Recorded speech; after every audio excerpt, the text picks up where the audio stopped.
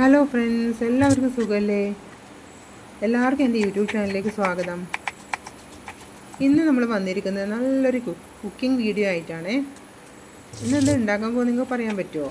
ഇന്ന് നമ്മൾ ഉണ്ടാക്കാണ്ടി പോകുന്നത് നല്ലൊരു ഗീ റൈസാണ് കേട്ടോ. അതായത് ചിക്കനൊന്നും ഇല്ലാതെ ഒരു മസാല ചോറാണ് ഉണ്ടാക്കാണ്ടി പോകുന്നത്.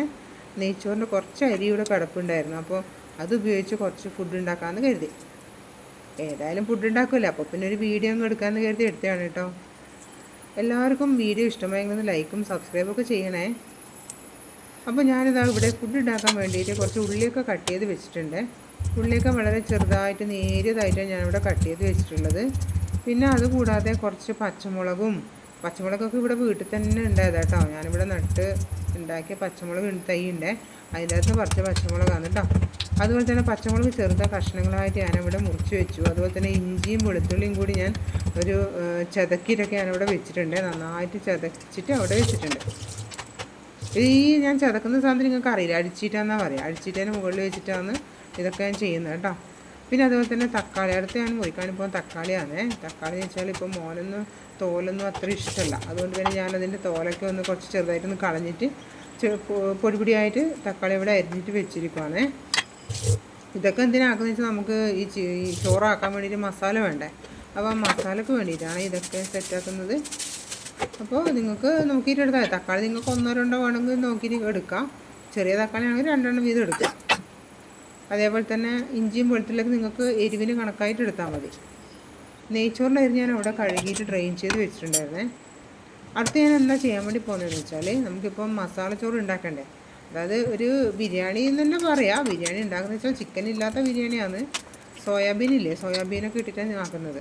അപ്പോൾ അതിന് നമുക്ക് ഒന്ന് ചോറിനകത്തൊന്ന് ഡെക്കറേറ്റ് ചെയ്യാൻ വേണ്ടിയിട്ട് ഞാൻ കുറച്ച് ഉള്ളി ഒന്ന് പൊരിക്കുവാണ്. ഉള്ളിയും അതുപോലെ തന്നെ കുറച്ചുകൂടെ മുമ്പ് ഞാൻ വാങ്ങി വെച്ച് മുന്തിരി ഉണ്ടായിരുന്നു കുറച്ച്. അപ്പോൾ ആ മുന്തിരി ഞാനത് എണ്ണയിലിട്ടിട്ട് ഫ്രൈ ചെയ്തെടുത്തു. അതുകൂടാതെ ഉള്ളിയും കുറച്ചതിലിട്ട് ഞാൻ ഫ്രൈ ചെയ്തെടുക്കുവാണ്. നന്നായിട്ടൊന്ന് സ്പൂണിനൊക്കെ നന്നായിട്ട് അങ്ങോട്ടും ഇങ്ങോട്ടൊക്കെ ഒന്ന് ഇളക്കി കൊടുക്കുക. കാരണം അധികം പിന്നെ ബ്രൗൺ ആയി കഴിഞ്ഞാൽ പിന്നെ അത് പെട്ടെന്ന് ഒരു കരിവാളിച്ച പോലെ ഉണ്ടാകും, കറുപ്പടിച്ച പോലെ ഉണ്ടാകും. അപ്പോൾ അധികം അങ്ങോട്ട് ആവണ്ട. സ്റ്റീമൊന്ന് ചെറുതായിട്ടൊന്ന് കുറച്ച് വെച്ചിട്ട് ചെറിയ സ്റ്റീമിൽ അത് കോരി എടുത്താൽ മതി. അപ്പോൾ ഏകദേശം ഒരു ഗോൾഡൻ കളർ ആകുമ്പോൾ തന്നെ നിങ്ങൾക്ക് പെട്ടെന്ന് അത് കോരി എടുക്കാം.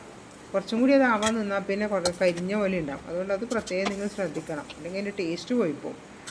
അതിനുശേഷം ഞാൻ ആ ഗ്യാസിൻ്റെ മുകളിൽ തന്നെ ഞാൻ അടുത്ത് ചോറുണ്ടാക്കാൻ വേണ്ടിയിട്ടുള്ള പാത്രം വെച്ചിട്ട് അതിലേക്ക് ഈ എണ്ണയല്ല കേട്ടോ, അതായത് നമ്മളിപ്പോൾ ഉള്ളിയൊക്കെ വറുത്തില്ലേ, ഉള്ളി വറുത്ത എണ്ണയുണ്ടല്ലോ, അതിനെയാണ് ഞാൻ ഒഴിക്കുന്നത്. അപ്പോൾ ഞാൻ എപ്പോഴും അങ്ങനെ തന്നെയാണ് ഉണ്ടാക്കൽ. ആ ചിലപ്പോൾ ചിക്കൻ പൊരിച്ചിട്ടാണെങ്കിൽ തന്നെ ആ പൊരിച്ച എണ്ണ ഞാൻ ചോറിലേക്ക് ഒഴിക്കാറുള്ളത്. അതുപോലെ തന്നെ ഇവിടെ ഞാൻ അതുപോലെ ഒഴിച്ചിട്ട് അതിലേക്ക് ഞാൻ നേരത്തെ ചതച്ച് വെച്ച ഇഞ്ചിയും പച്ചമുളകും വെളുത്തുള്ളിയൊക്കെ ഞാൻ അതിലേക്ക് ഇട്ടിട്ട് നന്നായിട്ട് വഴറ്റി കൊടുക്കാനേ. കുറച്ച് നന്നായിട്ട് വഴറ്റിയ ശേഷം അതിലേക്ക് ഞാൻ ചെറുതായിട്ട് പൊടിപൊടിയായിട്ട് അരിഞ്ഞ് വെച്ച ഉള്ളി ഉണ്ടല്ലോ, ഉള്ളി അതിൻ്റെ അകത്ത് ഇട്ടിട്ട് നന്നായിട്ടൊന്ന് ഇളക്കി കൊടുത്തു. സ്റ്റീം അതിനായി ഞാൻ കുറച്ച് അഡ്ജസ്റ്റ് ചെയ്ത് വെച്ചു കേട്ടോ. നല്ല സ്റ്റീമിലായി കഴിഞ്ഞാൽ പിന്നെ പെട്ടെന്ന് അടിക്ക് പിടിച്ചു, പിന്നെ ഒരു രസം ഉണ്ടാവില്ല. അതുകൊണ്ട് തന്നെ ഞാൻ സ്റ്റീം ഒന്ന് ചെറുതായിട്ടൊന്ന് കുറച്ച് വെച്ചു. അതിനുശേഷം ഇടയ്ക്കിടയ്ക്ക് ഒന്ന് അത് നന്നായിട്ട് ഇളക്കി കൊടുത്തു. എനിക്ക് അതിനിടയ്ക്കും കുറേ എന്തൊക്കെയോ പണിയൊക്കെ ഉണ്ടായിരുന്നു കേട്ടോ. അതുകൊണ്ട് ഞാൻ ഇത് കുറച്ച് ഇളക്കി കൊടുക്കും. അതിനുശേഷം അപ്പുറത്ത് അതിന് വേണ്ട കുറച്ച് പണിയും കാര്യങ്ങളൊക്കെ എടുത്തുകൊണ്ട് തന്നെയാണ് ഞാൻ ഫുഡ് ഉണ്ടാക്കുന്നത്. അപ്പോൾ അതിലേക്ക് ഞാൻ തക്കാളിയും കൂടി ഇട്ട് കൊടുത്തിട്ടുണ്ട്. തക്കാളി ഞാൻ നേരത്തെ അരിഞ്ഞ് വെച്ചിട്ടുണ്ടായിരുന്നല്ലോ, അപ്പോൾ അതും കൂടി ഞാൻ ഈ ഉള്ളിയിലേക്ക് ഇട്ട് കൊടുക്കാം. ആദ്യം തന്നെ ഇട്ട് കൊടുത്തു കഴിഞ്ഞാൽ പിന്നെ ഉള്ളി നമുക്ക് അങ്ങനെ നല്ല രീതിയിലൊന്നും അതൊന്ന് വഴറ്റിയിട്ട് കിട്ടില്ല.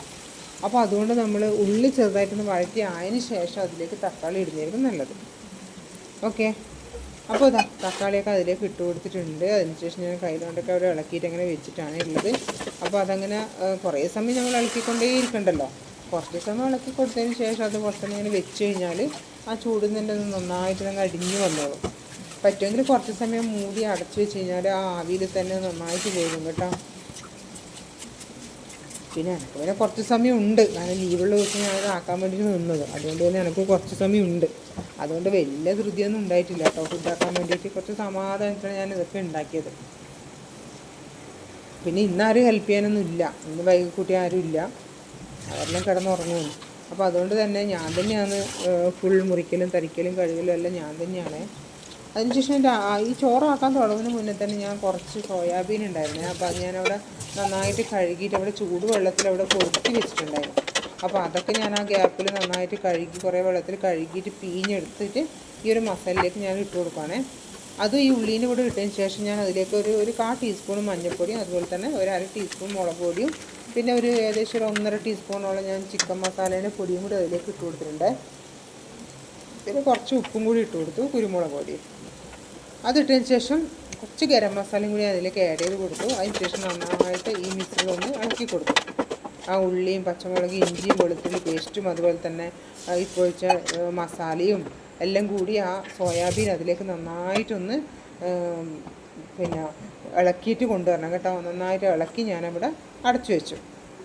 ഞാൻ നേരത്തെ പറഞ്ഞില്ലേ, ആയിട്ടത് അടച്ചു വെച്ച് കഴിഞ്ഞാൽ കുറച്ച് നന്നായിട്ടത് വെന്ത് കിട്ടുന്നു. അതേപോലെ തന്നെ ഞാനിവിടെ മൂടിയൊക്കെ അവിടെ അടച്ചു വെച്ചിട്ടുണ്ട്.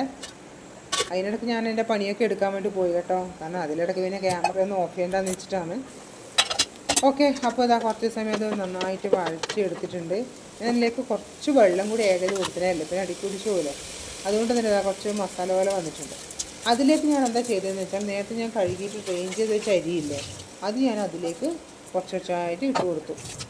അത് ഇട്ട് കൊടുത്തതിന് ശേഷം എന്ത് ചെയ്യണമെന്ന് വെച്ചാൽ ഈ മസാലയും ചോറും തമ്മിൽ നന്നായിട്ടൊന്ന് മിക്സ് ചെയ്ത് കൊടുക്കണം. അപ്പോൾ നന്നായിട്ടൊന്ന് ഞാനൊന്ന് ഇളക്കി കൊടുക്കുകയാണേ. നന്നായിട്ട് ഇളക്കി കൊടുത്തു. അതിന് ശേഷം നമുക്ക് എന്ത് ചെയ്യണമെന്ന് വെച്ചാൽ ഇതിലേക്ക് വെള്ളം ആഡ് ചെയ്ത് കൊടുക്കണ്ടേ.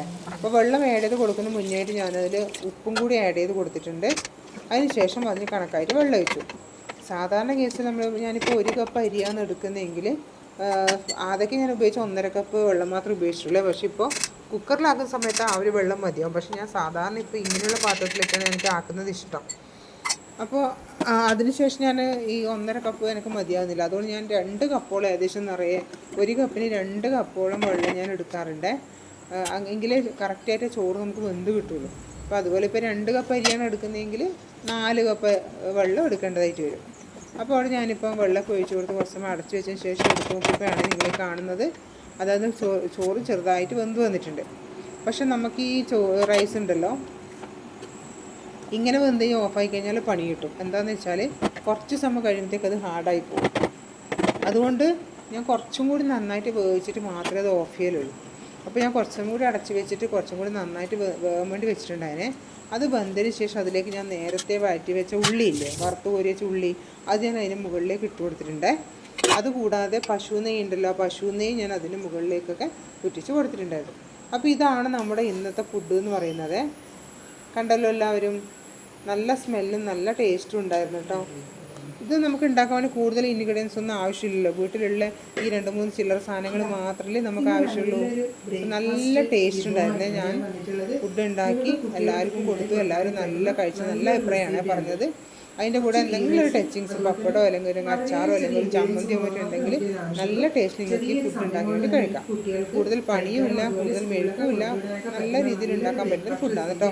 എല്ലാവരും ഒന്ന് കമൻറ്റ് ബോക്സിൽ അഭിപ്രായം പറയണേ friends. Okay, bye bye, see U.